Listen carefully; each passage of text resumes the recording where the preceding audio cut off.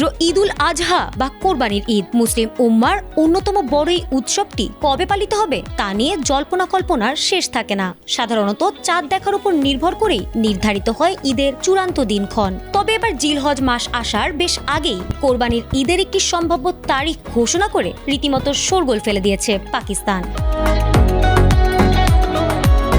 দেশটির আবহাওয়া দপ্তর এবং জ্যোতির্বিজ্ঞানীদের বরাতে জানা গেছে 2026 সালে পাকিস্তানে পবিত্র ঈদ উল আজহা আগামী 27 মে উদযাপিত হওয়ার প্রবল সম্ভাবনা রয়েছে।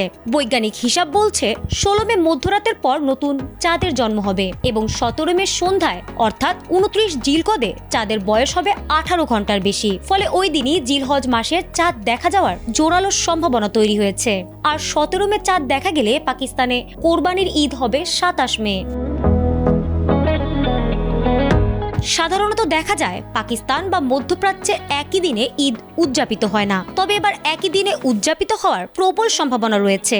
আর মধ্যপ্রাচ্যে যেদিন ঈদ হয় বাংলাদেশে তার পরের দিনই ঈদ পালিত হয়। সেই হিসেবে পাকিস্তানের 27 মে ঈদ হলে বাংলাদেশে ঈদ হওয়ার কথা 28 মে। কিন্তু বিজ্ঞানের এই গাণিতিক হিসেব কি সবসময় প্রকৃতির সাথে মেলে?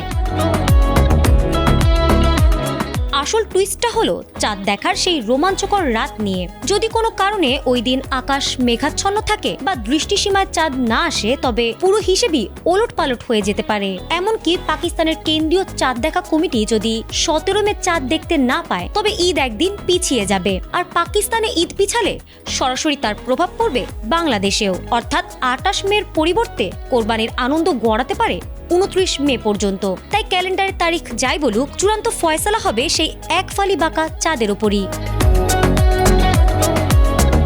ফারহানা হক, ATN বাংলা।